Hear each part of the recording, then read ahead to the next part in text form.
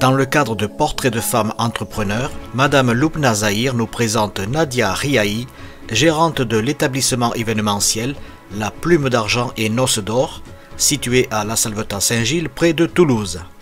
Nadia est spécialisée dans le prêt-à-porter du mariage oriental.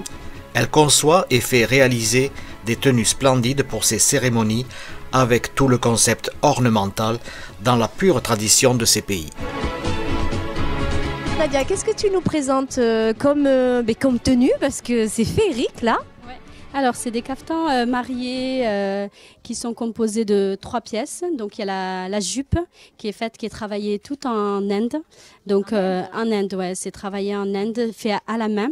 Et après il y a une partie qui est travaillée au Maroc, l'artisanal, donc qui est fait avec la couture, le sfifa bsam en argent. Et tout ça c'est posé par des artisans marocains, pierre par pierre. Donc c'est un travail minutieux. Donc du coup, c'est 2 parties. La confection, elle se fait en 2 parties, c'est-à-dire en Inde, et par la suite, vous faites un 2e travail au Maroc. Donc c'est une collaboration de pays, on va dire, Maroc-Inde. C'est un travail qui est fait sur à peu près 6 mois. Une partie qui est faite en Inde et une partie qui est faite au Maroc. Mais j'ai aussi des couturiers, modélistes en Tunisie. Moi, j'utilise vraiment chaque pays, le Maghreb. Alors, il y a l'Algérie aussi. On a des tenues traditionnelles algériennes. Mais je fais un mix. Je fais vraiment un mariage de toutes les cultures.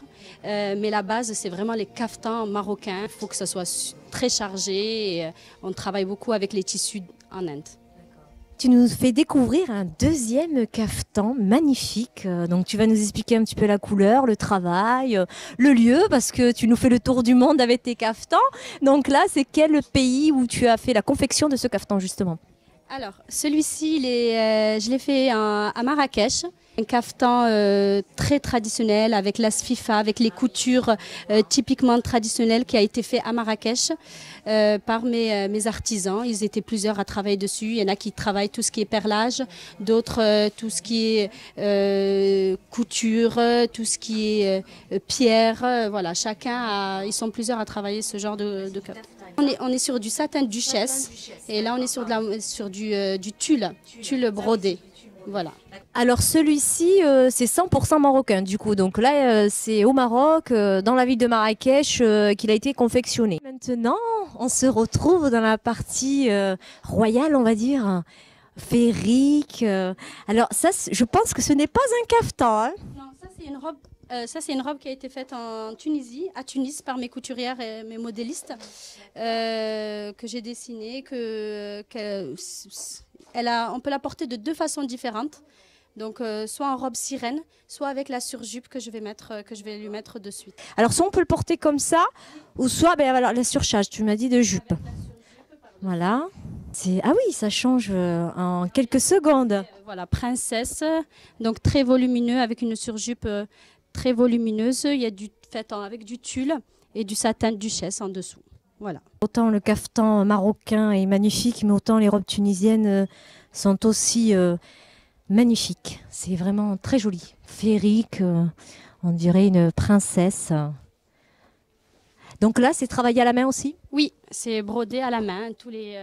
C'est un tissu qui a été posé de façon à ce que ça part de haut en bas chargé et ça diminue en bas.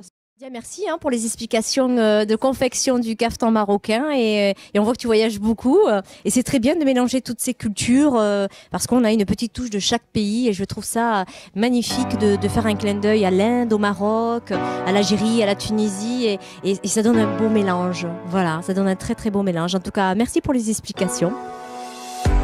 Qu'est-ce que tu prépares comme chignon là? Alors là, je fais un chignon un petit peu glamour, mais en même temps qui est très travaillé avec des vagues. Spécial mariage, c'est ça? Oui, voilà.